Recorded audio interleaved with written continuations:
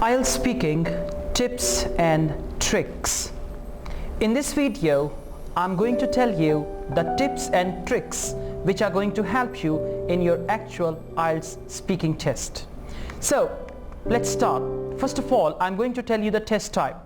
Before we start, let me tell you Ielts speaking is same for academic and gender training module. So you don't have to worry about anything because this is same for academic and for gender training versions. It is a one-on-one interview.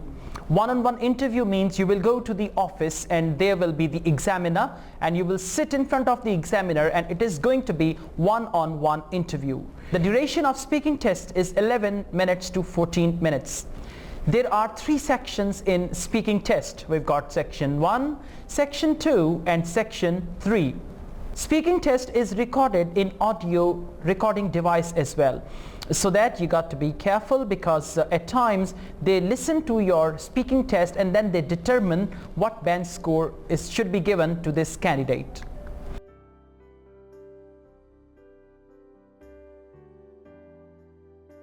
Now I'm going to tell you about the test structure of Ielts. As I told you before, there are three parts of Ielts speaking: part 1, part 2, part 3, or section 1, section 2 or section 3. Part 1 continues for 4 to 5 minutes, and in this part there is going to be the introduction and interview on familiar topics. I'm going to tell you about these familiar topics later. Part 2 of your Ielts speaking test, its duration is 3 to 4 minutes and it's basically a mini presentation on the topic given by the examiner. I'm going to explain this part as well. And then we have part 3. The duration of part 3 is 4 to 5 minutes and it's basically a two-way discussion usually on the topic given in section 2 or part 2.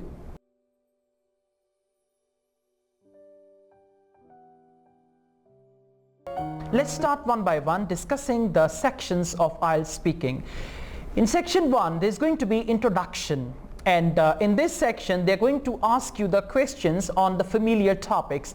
These topics can be you, family, work, education, studies, hometown, hobbies, weather, home, wedding, travel, computers, internet, email, friends, place, smoking, marriage, films, shopping, sports, food, festival, television, tourism, daily routine, your country, clothes, going out, games, colors, music, etc. So you must prepare these topics, and we have a list of questions which is also given in your DVD, so you can just go through all these questions to understand that.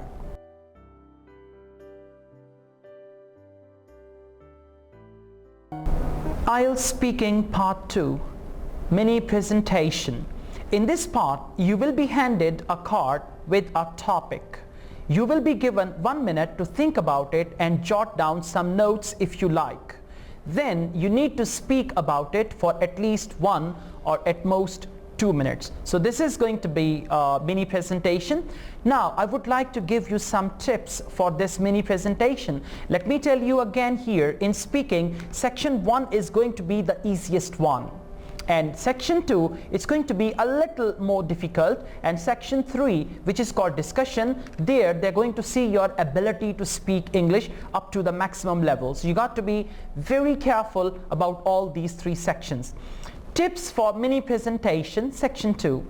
Read the topic and subtopics very carefully. Now remember, here you have only 1 minute time.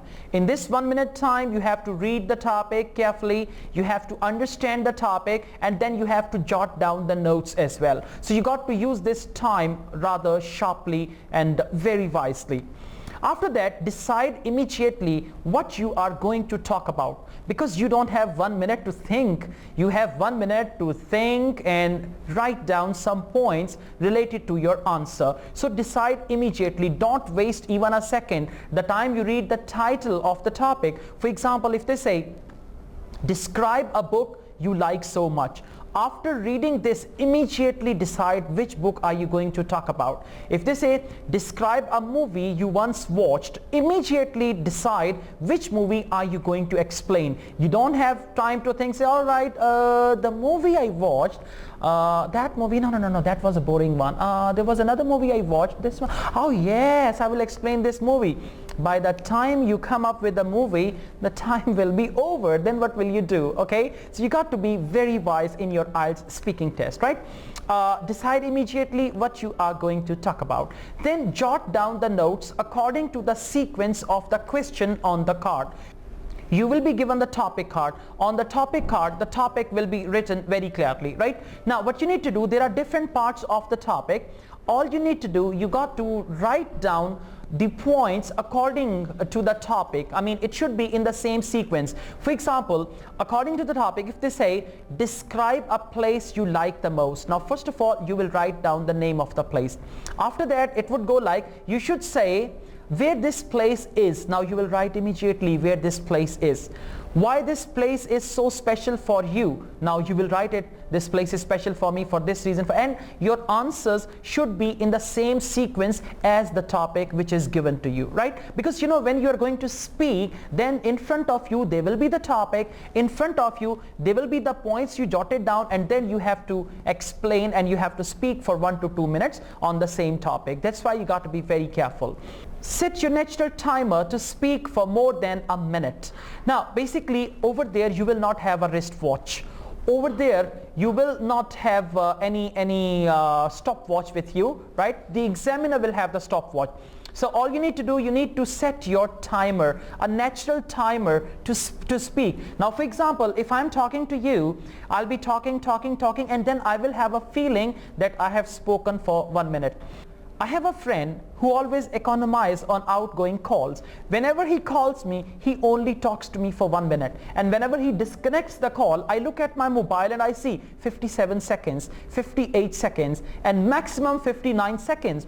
So I asked him, well, whenever you call me, you disconnect at 58 seconds, 57 seconds. Do you have a timer? Do you look at the timer? He said, no. Whenever it is more than 50 seconds, I just have a feeling that now I should disconnect, and I disconnect the call. So he's got a natural timer for 1 minute, right? So you need to set your timer, and remember, don't just speak for 1 minute, because you know, if it is going to be less than a minute, you'll be penalized over there. Try to speak more than a minute. And by the way, if you speak more than 2 minutes, the examiner will give you a gesture and then complete your talk within few seconds, conclude your talk, and then you can finish over there. Develop the skill to look at the topic, read from your notes, and speak all at the same time. Now this is very important, because you will have 1 minute time to jot down the notes. You jotted down the notes. Now in front of you, you have the topic card, and in front of you, you have the notes you jotted down. Now you need to talk, and it's very, very important that you keep track with what you are talking about. I mean, the topic is there, the questions are in front of you. Whatever you are speaking, it should be in coordination with the topic which is given there. So at the same time, now for example, I am talking to you, at the same time I'm looking at this book, and now I'm looking at you, and I know on this book it's written Step Up to Ielts. Now what did I do? I was talking to you, at the same time I was reading what was written over there. So this skill is very, very important, because if you have this skill to read and without stopping, you got to read it. Because if you stop in your speaking test, for example, if I say, and if I do like that, I'll be penalized for that, because they need a fluent and continuous talk. So you got to be extra careful about that. Speak on all the subtopics on the card. It's not that you missed one of the subtopics. For example, if they say describe a TV program you like very much, you should say what type of TV program is it? What is this TV program about? What is so special in it for you? Now all these points you must cover. If you miss what is so special in it for you, you will be penalized. If there are 4 topics and 4 subtopics in IELTS speaking, a mini presentation, and if you miss one of them, then definitely you are going to lose 25% of your mini presentation marks. So you got to give equal time. Now it's not that to second point you give too much time. You speak on the second point too much and third and fourth point you give a little time. No, you should give almost equal amount of time to all these 4 points, right? Use body language and maintain eye contact with the examiner. Of course, there is no marking for body language in IELTS, but you see, the examiner is a human being. The examiner is a person. If you use proper body language, you can influence. And if you influence somebody, obviously your speaking is going to go well with you, right? So try to influence the examiner. Try to maintain active eye contact with the examiner, as now I am looking at you, right? This is active eye contact, and as I'm talking to you, I'm using my body language as well, right? So use your body language and look at the examiner so that you could influence the examiner positively, and you might be getting a very good bench score.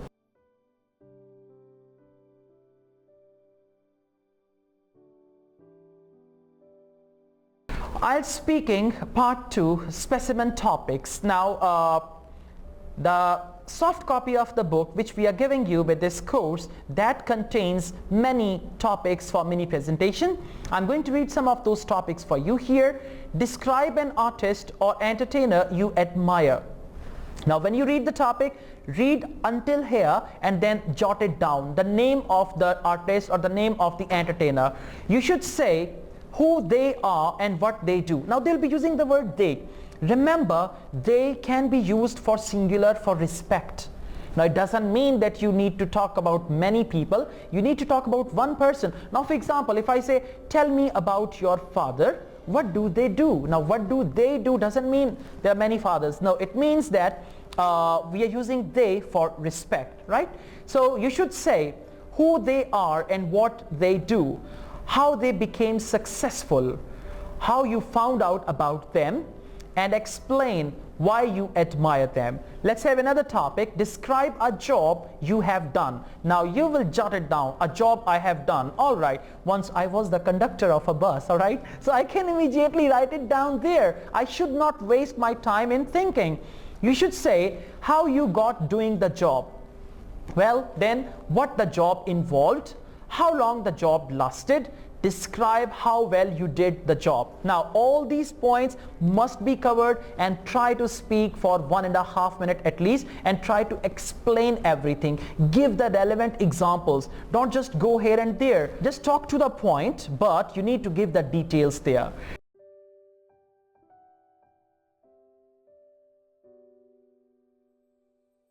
IELTS speaking part 3, discussion. Now this is going to be the last part of your IELTS speaking, and we call it discussion. Discussion means you're going to have a discussion with the examiner, and by the way, this is going to be like the upper level, or you can say this is going to be the most difficult one. I told you gradually the level of difficulty will increase, and this is going to be the highest level there. It's basically a two-way discussion with the examiner. The examiner might ask you many questions, the examiner might confuse you, might puzzle you about that. So it's going to be a two-way discussion with the examiner. The topic will be an extension of a subject you spoke about in part 2. So for example, if in part 2 there was a topic about a favorite book, in part 3 they might talk to you about reading, about the reading habits of the people. They might ask you things like that. If in section 2 the topic was about your favorite TV program, in section 3 they can ask you the question related to the habits of people related to watching. They can ask you the questions about the habits of people about watching television, right? So it's going to be the extension of the topic of section 2, and that's going to be a discussion. In part 3 you will be asked more general, extended or in-depth questions. It tests your ability to expand on a topic and expresses your opinion. Now what you need to do, they're going to see how much knowledge of the language you have, right? Can you discuss something? Can you have a discussion with the examiner? And here you have to give your opinions, your ideas and examples, because it's going to be a discussion.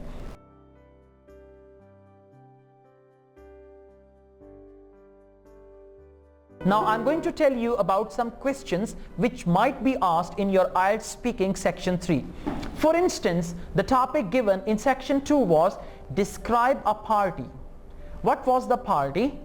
Why was the party held? Who attended the party? What did you do for that party? This was the topic for section 2 mini presentation. Now the section 3, the extension of this topic, the questions which are going to be asked for this topic, that is, what's the difference between serious party and friendly party?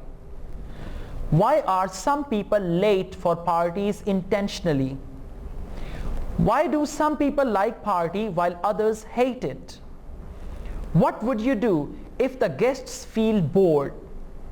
Will there be more and more people to attend parties?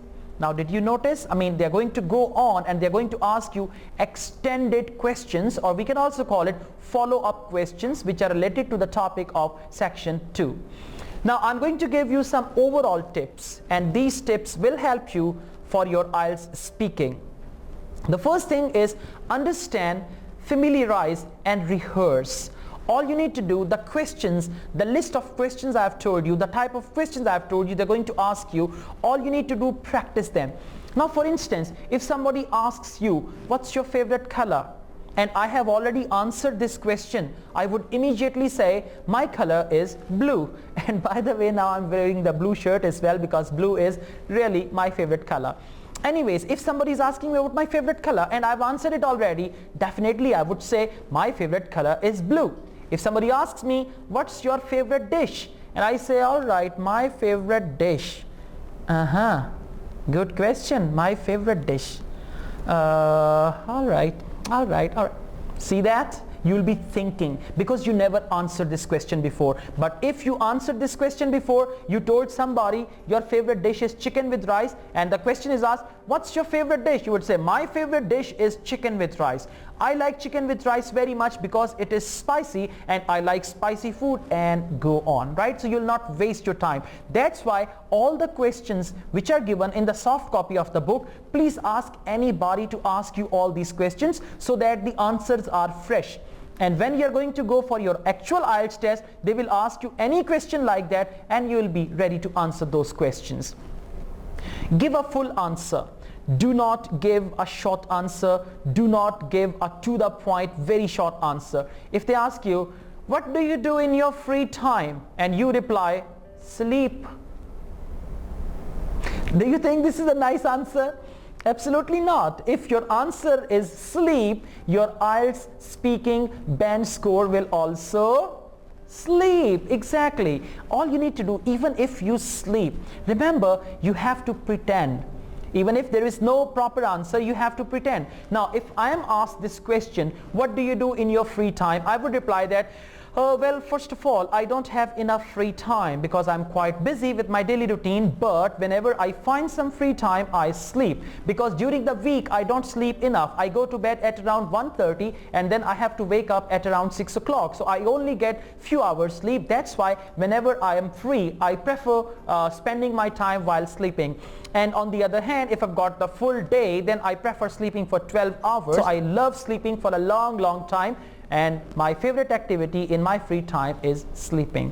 Did you see how I extended my answer? How I pretended my answer? By the way, I don't sleep, okay? Sleeping is not my favorite hobby, right? I wake up early in the morning every day, whether it is a holiday or a working day, right? This is just I am pretending. So you need to have the answers available. For instance, if they ask you a question, describe about your pet, and you think you don't have any pet, but for IELTS you need to pretend. You have to provide them the answer, because the examiner will not change the question.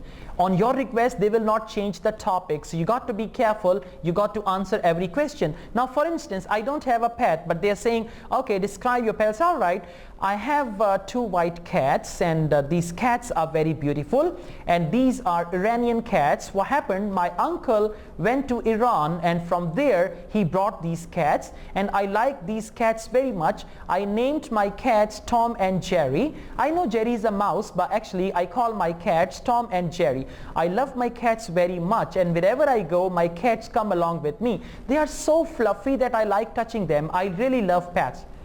Did you notice that? And by the way, I don't have any cats, all right? So this is just pretending. In actual IELTS test, you have to pretend. You have to go on. You have to give the details, but this pretending should look natural. Whatever you're going to pretend, it should look natural. It should look real. Otherwise, you will lose marks for that. Speak up and clearly, and don't worry about your accent. In IELTS, accent doesn't matter, but pronunciation does matter. Now, what is accent and what is pronunciation? Pronunciation is a standard way of pronouncing certain words. It's rather more educational. For example, C-A-T, cat. Now, cat is the pronunciation of C-A-T. They are going to see your pronunciation. They are not going to see your accent. See, sometimes when we are the non-native speakers of English language, we develop our English accent in the local language. For example, if somebody's got a very strong background and somebody is from any Arab country, they would speak English like, I would like to tell you something very, very important. First of all, I want to tell you the background for that. The background is this: when I was small, I tried a lot. I tried to watch television, but television was not good for me. My father stopped me from watching television, but I still watch television, and that's why today I'm wearing the glasses. Something like that. That was the Arab accent. And if somebody from Pakistan, from Punjab is going to speak English, they'll say, I want to tell you something very important, and then what happened and all that. See, the Punjabi style will come in. And same is the case with Pashto, with Sindhi, with Balochi, Chinese, or any other language of the world. So this accent doesn't matter, but your pronunciation should be correct, right? Try your level best to pronounce in the better way. Otherwise, the accent, they might ignore that because they're going to focus your English language, not the accent. And for non-native speakers, accent is the main problem while learning English. Use descriptive and exciting words. Now, if they ask you, do you like music? Oh yes, of course, I love music. Now what is it? I'm using exciting word. When you are taking your IELTS test, as I told you, accent doesn't matter, but there is another thing in the language that is called intonation. Intonation does matter. Now what is intonation? Intonation is the proper voice given to your words according to the sequence. Now if I say hello, you will say, all right, he's saying hello so cheerfully. And if I say hello, hello, see that? Word is same, but because of my intonation, the meaning it is going to give, that's going to be different. If I say, I love music very much, music is my favorite, I like listening to music, do you think I am talking excitedly? No. You're right, I'm not talking excitedly. So all I need to do, oh, I love music a lot and I like listening to music. My favorite music is rock music, and I listen to rock music when, see, there is an excitement. So whenever you are there for your IELTS test, there should be energy in you, there should be excitement in whatever you are going to say, right? Don't use slangs and jargons. Slangs are the specific terms, slangs are the specific words or phrases which are created by the native speakers from any region. American slangs are not understood by British people, and the Britishers, they don't understand Australian slangs. The people of Australia, they don't understand the Canadian slangs. So they have their own slang. For example, we have a slang banger, B-A-N-G-E-R. Banger is used for old car. Now if I say, how's your banger? You will not understand. And even the dictionary will not tell you the meaning of that. Yes, some slangs are internationally popular. So you can use those slangs which are popular all over the world. But otherwise, if there are some specific American slangs or British slangs, don't use them, right? Second is the jargons. Jargon is basically a set of terminologies. There are different terminologies. For example, if you are an engineer, there are certain terminologies used in engineering. If you are a doctor, there are certain terminologies used in medicine. So all you need to do, you should not use these terminologies. We call them jargons in your actual IELTS test. Now you see, if you are an engineer, IELTS examiner is not the engineer. If you are a doctor, the examiner is not the doctor. So if you're using the terminologies from medicine, the examiner will fail to understand. And if examiner will fail to understand, if examiner fails, you will never pass. Okay? So don't use jargons, don't use slangs. They are going to go against you. Keep a steady pace. Do not talk too fast. Do not talk too slow. Both are not going to be good for you, right? So you should have a normal speed.